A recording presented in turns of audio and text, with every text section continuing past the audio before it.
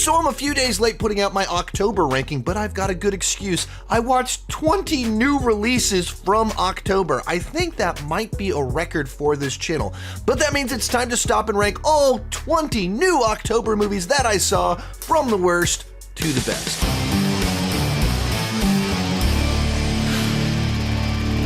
While I'm talking, join me in the comment section. Share your ranking of the October new movies that you saw, or what was your favorite new movie of the month. And if I missed a movie, despite having seen 20 movies, I still missed several movies like the Bruce Springsteen film. Let me know about it down below in the comment section if you think I'd enjoy it, and let's get started. First up, Movie X in Placement X. At Fantastic Fest, I watched a movie because the best man from my wedding starred in a section of the film, and I wanted to support him. But the title of the movie itself violates the language code for this channel, and the movie itself is just so far inappropriate. I don't want to endorse it or anything like that by name, but I did see it. It is incredibly funny. Comedy is about pushing boundaries, crossing lines. That's all this movie does, but also for that same reason, it's a movie I don't really want to endorse in any way on this channel, but I did see it, and it did release in theaters in October. Someone in the comment section will let you know what the movie is. 19, Vicious. This is another one I saw at Fantastic Fest that released in October. And it's just another one of these movies where someone gets a doodad and they only have so much time until the doodad kills them. It stars Dakota Fanning, so it's nice to see her in the movie, and that's really the best thing about it, that just seeing this child actress grown up. She's still a great actress, but it's just a totally generic one of these movies. And the thing that was particularly frustrating about this film for me is I felt like it didn't follow any set of rules. There's even like an hourglass, and the sands are running out. And it seemed like it never was clear what that meant or what would happen when the sands ran out. And there were a lot of things in it that were like dream sequences, but some of them turned out to be real, but others didn't. And so there's a couple creepy images here and there, like the lead actress, but otherwise a totally forgettable horror film. 18, Coyotes. And I wish I could have this movie higher up on the list. Stars Justin Long and Kate Bosworth, real-life married couple. Involves a bunch of coyotes attacking a community in the Hollywood Hills, and it's meant to be like a fun horror film. Just high energy, laughs, coyotes running amok through a bunch of houses, exploding houses, stuff like that. On paper, everything about it seems like it should be a movie I'd have a good time with. The script just isn't there yet. It's not funny enough. It's more like amusing than laugh out loud when it goes for jokes. You never feel the urgency or danger in the story, despite it having all the right elements, where you're under attack by the coyotes, but also like houses are on fire, there's threats of explosion, but that's never used to create urgency or danger.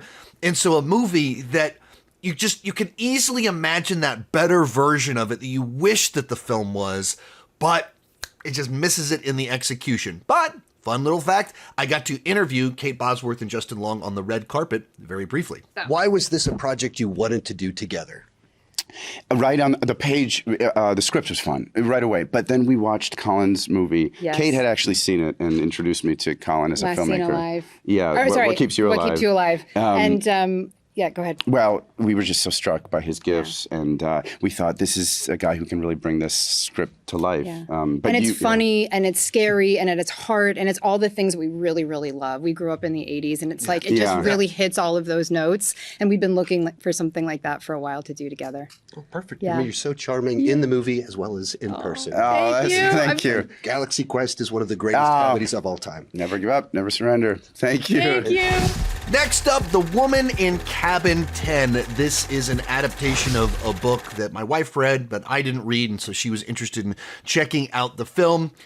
And it's a perfectly serviceable yet forgettable whodunit thriller, where an investigator is on a yacht with a bunch of rich people, and she encounters someone, and then she believes she sees that person being thrown overboard. And then everyone else is like, what are you talking about? There's no person on this ship that ever matched the description of what you just said, and you're trying to figure out what's going on, who's behind it. So twists, turns, all of the checklist that you need for one of these types of movies, it delivers it. It is a perfectly fine streaming thriller that if you're in the mood for one of these, it'll give you the full experience. Stars Keira Knightley, has a whole bunch of other familiar faces filling out the cast in kind of strange ways where you're like, why on earth did that actor, that actress agree for such a small part in a movie like this? I don't understand what's going on here. But it doesn't do anything new or interesting. The more you think about it, the worse it gets. But it delivers the experience that you want. And if you're just streaming it, it's okay at that. 16, Regretting You. This is another one where my wife read the book, but I did not. And so we went to go see this one at the press screening for a date night. And the thing that I appreciated and had fun with it is that it's a movie that's unashamedly leaning into like swooning romance, people just looking at each other and making eyes and just having these intense feelings. And Hollywood is not very good at romance these days, and it doesn't seem to include it in very many movies. So a film that just kind of goes for it, there was something about that was I appreciated. All that said, it's a movie just filled with gigantic problems. The basic setup of it just creates such kind of a mess of characters and trauma that it's tough to really want to root for any of these people or any of these romances, because in real life, you would advise every person in this movie to do something completely different. What the choices they're making, when they're making them, in the context they're making them, are so unbelievably inappropriate. Even if these people should eventually end up together, what is happening, the way it plays out, the way people use each other, wildly inappropriate. It's like a complicated set of things. It leans so heavily into melodrama that's the big hook. The cast and the melodrama are what drive this entire film. 15, Play Dirty. As a streaming heist movie, I got everything that I wanted out of it. But this is a Shane Black movie, and the first Shane Black movie in 7 years, and in that regards, it is well below what you expect from Shane Black, in particular after this much time. This is the latest adaptation of the Parker character. You started in books in like the 1960s or something like that, and has been adapted many, many, many times, but never really taken off into the popular culture. And so it's very easy to not even realize that Mel Gibson played this exact same character in the movie Payback back in 1999, though I believe his name is Porter in that movie. It's based on the same character from books. Jason Statham played the character a little over 10 years ago in a movie called Parker, and this time it's Mark Wahlberg. It's a mean-spirited heist movie. The Parker character, he's meant to be a thug that you're rooting for, but he's a very rough, vindictive guy. And he's less mean-spirited here than when Mel Gibson played him in Payback. But it's just a harsh, brutal heist movie filled with betrayals, high body count. Once again, just nothing that actually brings anything new to the table. There's a little bit of the Shane Black wit to it, a little bit of the Shane Black dialogue that you expect, but not enough. And for the most part, it plays fairly straightforward as one of these movies. But it's this kind of movie where you enjoyed it while you were watching it, and then you forgot about it shortly afterwards. And this is coming from Shane Black, someone that not all that long ago was a top screenwriter. 14, Bugonia. This is another one I saw at Fantastic Fest. It was actually a secret screening. And there is a lot to respect here. In particular, in our two lead performances, the back and forth between Emma Stone and Jessica Plemons is very powerful. They're both at the top of their game. It's a ton of fun to see their verbal sparring, and they're trying to outmaneuver the other person with what they have at their disposal. Yorgos knows how to use the camera in interesting ways and create disorienting worlds There's plenty of technical craft on display in the way that the movie is constructed. And so there's a lot to respect here, and I can imagine a scenario, the movie's out now. Certainly plenty of Yorgos fans are absolutely eating this movie up. For me, I thought it got too cyclical in the middle, that we spent just a little bit too much time on this single dynamic of the back and forth between the characters, and it was like I needed that to progress quicker. And then the ultimate place that it ends, I suppose it had to go there, but the final note and message is so cynical that it's just tough for me to get behind the film or even know really even what he's getting at when it's such a harsh, extreme version of his point. So it just kind of lost me a little bit in the repetition and the final note.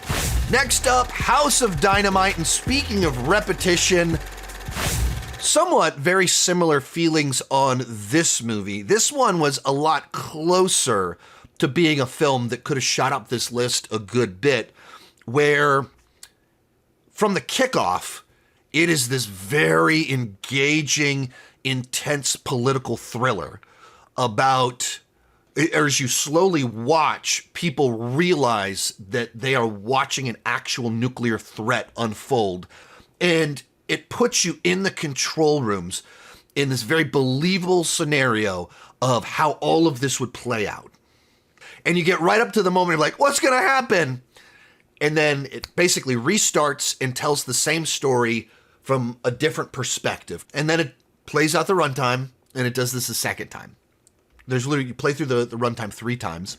But the way the movie's designed, it never feels like it actually comes together to make any actual point. It's really powerful and effective at getting you invested the one time. And then you have the intrigue as you're waiting to figure out, okay, from the different perspectives, how is it all going to pull together? What new information, new perspective will I derive from viewing it from over here? And that never happens. The movie intentionally is ambiguous in an incredibly frustrating way. And people are like, well, that's the entire point of the movie. Which I could get behind that the point of it is the ambiguity and that we've built this house of dynamite that will eventually lead to a no-win situation where there are no good options.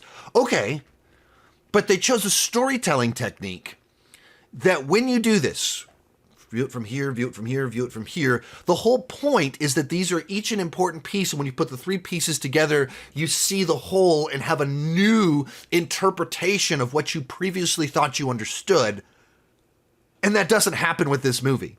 You're just repeating the same thing with just a slightly different set of information or personal stories behind what people meant on a phone call. You get to the end of it, and it just ends without answering any of the questions that you're asking in any satisfying way. 12, Hallow Road. I saw this one at South by Southwest like 6 months ago, so it has been a little bit since I watched it. But basically, it's this intense thriller where a married couple get a phone call from their daughter that she's been in a car accident, and she's like an hour away, and they're on the phone with her driving out to go and meet up with her, and slowly trying to piece together, why is she way over there? What actually happened? What is happening where she's at? And kind of the dread is sinking in. Kind of a recurring theme in several of these ones around here, that dread sinking in, building a sense of doom, slowly learning information. And somewhat like the last 2 on here, it's another movie where the journey was more satisfying than the resolution. And it goes some places in the 3rd act when it's trying to kind of pull it all together and reveal some things and change, and just needed to change up the dynamics to have the tension in there. And the way it did it kind of undercut the movie for me. And so another film that is really effective at a handful of things, but by the end of it kind of lost me. 11, Deathstalker, another one that I watched at Fantastic Fest. And with this one, I was actually able to interview the star and writer-director of the film. Deathstalker was an 80s intentional B-movie knockoff of Conan. Conan came out, it was a big hit, and so Roger Corman was like, it's our time to do that. And so intentionally schlocky, low-budget, fun version of Conan. And this is a modern-day version of that, where it doesn't at all take itself seriously. It is intentionally inspired by all sorts of old-school practical effects storytelling from the 80s and 90s. I wanted Daniel specifically for Deathstalker was because I'm a big fan of, obviously, the Bloodsport sequels, but also Mortal Kombat Conquest. And there's like an aesthetic to that style of show that I really like that show, Xena, Hercules. It's an era of fantasy that I thought it would be fun to like inject a little bit of that into this movie. So it reaches a lot further than just being, oh, this is just Deathstalker and the aesthetic of the Deathstalker movie. It's like fantasy as I perceive it over decades. And so, yeah, like Mortal Kombat Conquest was a more obscure pull. The Fist of the North Star live action movie. But it just leans into all of the good old-fashioned tropes of sword and sandal movies with its own very weird, bizarre flavor to it. It's from the director of Psycho Gorman, which is like an insane film. And that's what this is. That it's in Dungeons and Dragons is a movie where there's a quest that you're on. You put your team together along the way with the sorcerer, the thief. There's Chosen Ones, Resurrections. Like, it intentionally leans into the tropes and does kind of this over-the-top fun version of it. Absolutely schlocky, very low budget, but also a good bit of fun. Bringing us into the top 10, The Smashing Machine, and this was probably my biggest disappointment of the month. I was really hoping that I was gonna love this movie, and I ended up only liking this movie. And so much of that comes down to entirely the script itself. The Rock is trying to reinvent his career and wants to be taken more seriously as an actor, so he's challenging himself. He's not just playing the persona of The Rock, but really trying to transform himself into this mixed martial arts fighter. And of course it helps when you got the prosthetics and stuff like that just make him look different, but he moves different. His speech cadence is different. He's not leaning into the charisma and the swagger. And it's a performance that demands that he have a dynamic emotional range. And so very possibly the best performance that we've ever gotten from The Rock.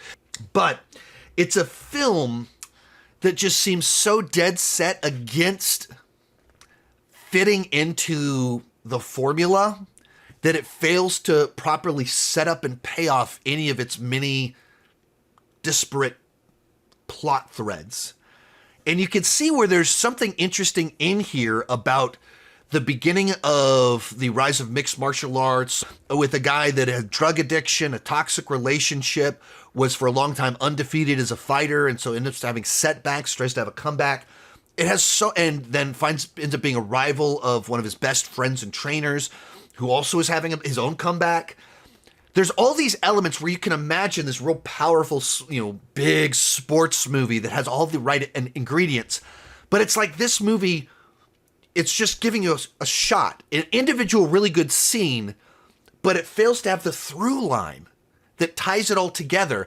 And it'll just kind of like drop you into the middle of the fact that he has a drug problem without showing you where the drug problem came from. It builds you up to this big fight without you really knowing why it matters. Like, you don't understand the outcome. It doesn't have meaning. Like, you know the facts of the outcome before and after you know the facts, but you don't know the emotional meaning of it because it's nothing set up properly. It was so frustrating because individual scenes are really good, really appreciated the performances, liked the genre, was interested to learn more, but there's no through line, no proper setup, and so nothing had payoff. Is so confusing the way that it chose to tell the story and what it didn't tell while telling the story. And having so many great things at the same time. Number 9, The Black Phone 2. This is another one that I was very disappointed in. To be perfectly clear, I liked The Smashing Machine, but I was disappointed by it. And Black Phone 2, I liked Black Phone 2, but I was very disappointed by it.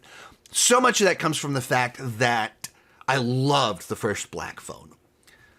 and the way that it told this very personal story and brought in this lore, but it's very self-contained, and it wasn't immediately obvious how you do a sequel to that movie or what a sequel would be or where it would go. And so what it had to do was double down on the lore and the mythology and take that off and extrapolate on that. And likewise, they decided to keep the grabber involved, and so then it starts just tying backwards to things. And it's a director that I like, building out characters that I enjoyed, and kind of doing his version of A Nightmare on Elm Street, Dream Warriors. So it's fun to see Scott Derrickson's Dream Warriors. There's things in here that are really cool, but at the same exact time, all of it felt like we're painting on a bigger canvas, we're telling a larger scale story, all with some diminishing returns. The tightness, the close quarters, the personal nature to it was what I loved about the original one. And there just wasn't as compelling of a story to tell. And in order to tell this bigger story, they had to retcon things about the original film and change details that I didn't really like. So it was good. It was well done. I just don't think it was as effective. Number 8, Good Boy. This is one of the reasons that this list was late. People have been telling me to watch this movie since South by Southwest 6 months ago. They were raving about it. I wasn't able to get in to see it. And so I got a screener link for it, but I wasn't able to get to watch it until I finished all my 31 on 31 movies that I needed to watch and get that video done. Then I could finally watch this film, hence why this video got delayed a little bit. And if you don't know what it is, basically it's a haunted house possession movie from the perspective of a dog. The movie's following the dog around as he watches his owner slowly being possessed by this evil. And the dog that can't talk is trying to communicate. And the movie's only an hour and 15 minutes long, so it's real brief. It doesn't overstay its welcome and its gimmick. It understands there's big limitations in this type of storytelling, and that can strain patience if you go on too long. So it keeps it real tight, real short.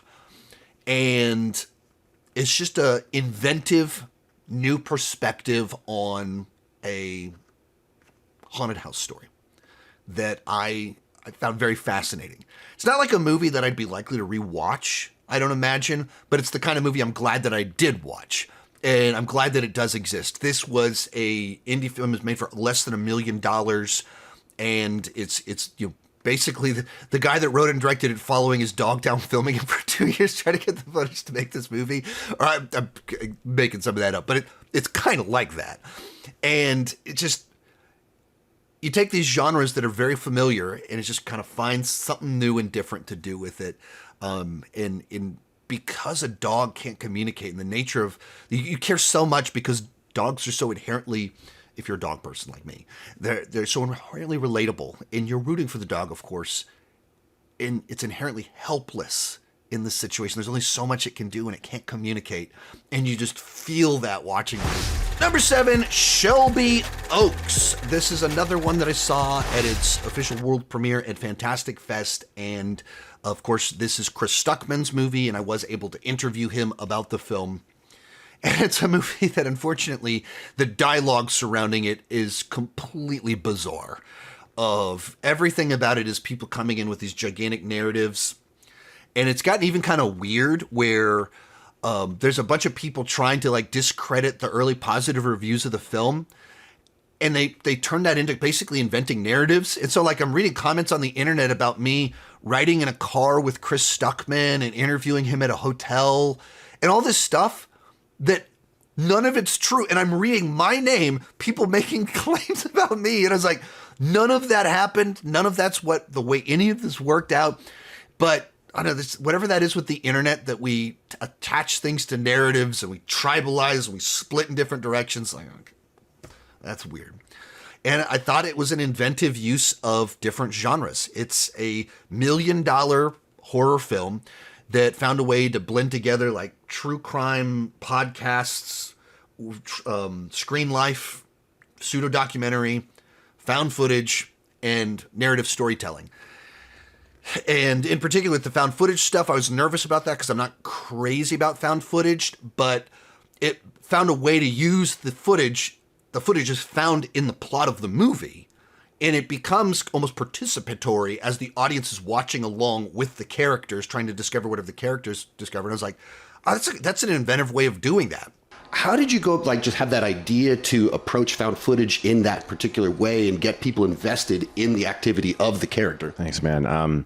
Honestly, the first initial thought there was the fascination with reactors online. There are so many videos, and I've done them, of people who are watching things. We watch people watch things. We do that, and it's very popular. We watch people hear music for the first time. There's a whole subgenre of YouTube where there's people who are like Gen Z who are discovering like 70s music for the first time, and they're like, "Oh my God, CCR is amazing!" and it's like, you like watching people watch stuff, and there is an element of that here where I was fascinated by the idea of watching someone discover things that I do think factored into it, and it wasn't just budgetary efficiency. And I think like if you are, in her case, a woman who has been searching for someone for so long, any little inkling of anything is just going to change your life at this point, you know? It's not like a groundbreaking horror film that's going to change the landscape or anything like that. Even in this month, it's not even quite in the top 25% of my movies for the month. But I thought it was a solid first directorial effort for a movie that was crowdfunded for like $1 million. And found some interesting things to do with the different genres. It's not the most original, and you can see his influences at times, but it's a directorial debut. I don't expect every directorial debut to be groundbreaking and mind-blowing. Very rarely do they do so. And so, for what it was, $1 million horror film, it did some stuff that I found cool and interesting. I think it was the combined aspect of my own past with my sister and being estranged from her for so long. And also there's a YouTube element in the movie, and I understand what early YouTube is like. And there was like a kind of charming feeling to early YouTube that felt, like a little tiny community, and it felt really fun. And I wanted to try to capture that feel too, where people were just excited about discovering themselves on YouTube and making content, and they weren't like thinking even about money. And it just felt so, safe, Number 6, Tron Ares.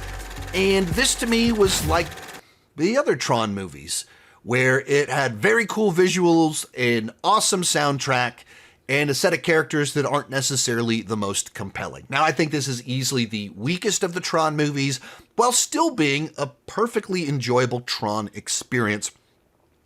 And while in retrospect, they probably chose the wrong direction to go with the plot, in particular by not heavily tying it to legacy, the idea of evolving the story and taking these ideas of the world of the grid coming into our world, I think this is a really good direction to take the story, that you're not just rehashing the past. And I think this is easily the best paced of the Tron movies, where the first two are kind of Alice in Wonderland stories where someone goes into the grid and they wander around for 60% of the movie, and then they realize they're in the plot and we're racing to the exit or whatever.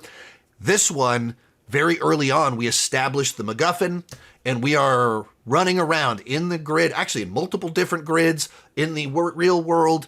And so just changing the dynamics, we're doing chases, we're doing action sequences, clear objectives. And so I thought it was paced better than the other films. So you still have the very cool visuals and graphics. So for me, it's not the best possible Tron movie. It's not the best possible version of this film, but it delivered a fun Tron experience with a cool Nine Inch Nails soundtrack. Bringing us into the top 5, Bone Lake. This is a movie I watched at Fantastic Fest a year ago. So once again, this means that it is not fresh on my mind, so I won't be able to be super specific in my thoughts on it.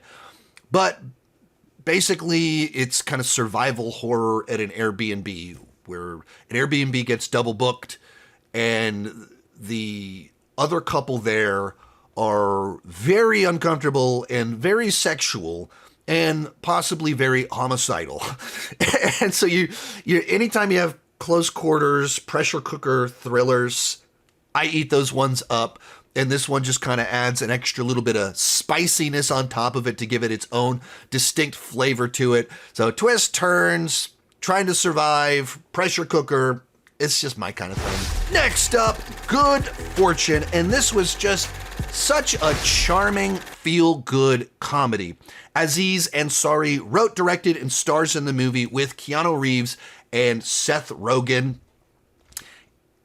And it just kind of made me realize just how much I miss comedies. It's not trying to tell the most complex story. It's very clear in its messaging and what it's trying to do. And it's just fun and funny.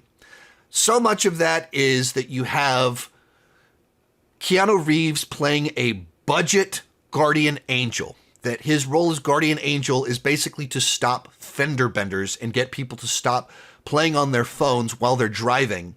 But he dreams of doing more, and in his efforts to help someone on a grander level, ends up messing up the whole universe and screwing up the lives of Aziz Ansari and Seth Rogen. And so the rest of the movie is them trying to set things right, learn the right lessons and everything like that. You're smoking cigarettes now? Leave me alone, Jeff. I like it. It's all I have. It was just really funny. It was charming. It's just miss these non-pretentious, no grander ambitions, just like make you feel good, make you think about something a little bit. And so I wish more people saw it. In third place, If I Had Legs, I'd Kick You. Another one that I watched at Fantastic Fest. And this is just basically a tale of how stressful it is to be a working mom. And Rose Byrne is kind of the center stage of this one as we're following her around in this situation where there's just kind of like burdens being placed upon her and no help coming from the outside.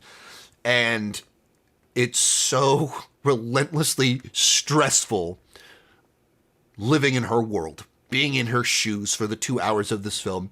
And she does a great job of capturing all of it. There's some fun other performances in here, like Conan O'Brien is in it as kind of a co-worker with her. And yeah, it's like a movie that just reveals a way of an experience of life that helps you see the world from someone else's perspective. Our runner-up, Roofman, another one of these movies that I missed it when it first came out. And so this is one of the movies I was really trying to see before I did this video. Hence, once again, the delay for this movie video coming out. And a big part of that was my good friend Cody Leach. He saw it and was giving it high praise. And I was like, I probably should try and check out this movie before doing this ranking. And I'm glad I did because I thoroughly enjoyed the film. It is a very bizarre story where real life is stranger than fiction. It is about an actual guy that robbed McDonald's and went to prison and escaped prison and then lived in a Toys R Us. That's not really the spoilers. That's literally just the setup for the movie of who this real person is. And he was a very weird guy. And the movie captures that so well, of this kind of bizarre set of qualities of this charming, nice guy. Even in his crimes, he would try to be really nice and considerate while having this sociopathic, compulsive need to commit crimes at the exact same time and compulsively lying but also trying to make people happy. And Channing Tatum has a knack for being able to be this person that he looks like Channing Tatum, but he's very sympathetic. Like you feel bad for him while he's doing bad things. And he can be this super handsome guy that is also really awkward and stupid. Very weird and uncomfortable. And that's what this character needs to be. That he can be so awkward and off, but also you would buy into the fact that everyone would kind of go along with him and like him at the same time. And he does that so well. And yeah, it's the type of movie that as soon as it ends, my immediate reaction is to want to research how much of it was real, what are the differences between reality, and a lot of it tracks pretty well. I mean, it was more complicated where there was more than just McDonald's. There was also a Burger King in there, and he didn't just sleep at a Toys R Us. He also slept at a Circuit City for a little bit. But the basic concept is pretty well correct. The end credits basically do a mini documentary of interviews with people about the real life person. And I think they paint him more as a sociopath, a compulsive liar than the movie painted Channing Tatum. So now I want to see a documentary that's just about the guy and understand that the flavor of the reality of it. But like, just so fascinating that a human like this actually existed. He still exists. He's alive and he's in prison right now. But all this happened like just 20, 25 years ago. But coming in at number 1, Baahubali the Epic. Now, this is really the movie that delayed this video coming out for several days because I found a way to go see this on Sunday, so I couldn't put out the ranking out on Sunday. And then I knew if I reviewed it, it would do well. So then I posted my review on Monday, and yesterday was Predator Badlands. So all of a sudden, my ranking is coming out on the 5th, which is much later than I normally put these videos out. Anyway, Baahubali is actually a re-release and re-edit of Baahubali 1 and 2. Baahubali, the first film, came out 10 years ago, so this is for the 10th anniversary. To oversimplify it, it's kind of like Indian Lord of the Rings. Like, it's just this big, sweeping, epic tale. It has multiple large-scale battles that I can only really compare to the battles in Return of the King. It leans into all kinds of timeless, Joseph Campbell, hero's journey, returning kings, chosen ones, resurrection of sorts, love, misunderstanding. It has Shakespearean drama with family members competing for the throne and betrayal, treachery. It has all of this stuff. And it does it in just such like everything is handled with a scope and a size to it. Someone says at the very beginning, I've committed many sins in the past. And you go, what does that mean? And you learn someone died, and you assume you know who killed them. You assume you know who the treacherous person was. And you're completely wrong. And the person that actually committed the treacherous act is someone totally different. And you're like, what? How did that happen? And once that information is revealed to you, it takes a full hour before you even learn how that happened and why it happened. And there's all these places it goes that you're not expecting and how people tie into it. It's just this wonderful web of storytelling and emotions and arcs and journeys, but truly lives up to its name. It is epic storytelling. This particular director is the same guy that did RRR, and he is like the master of Indian filmmaking, so it comes in at number 1. If I missed something you think I'd enjoy, let me know about it down below. Thank you so much for watching, and keep talking movies and TV too much.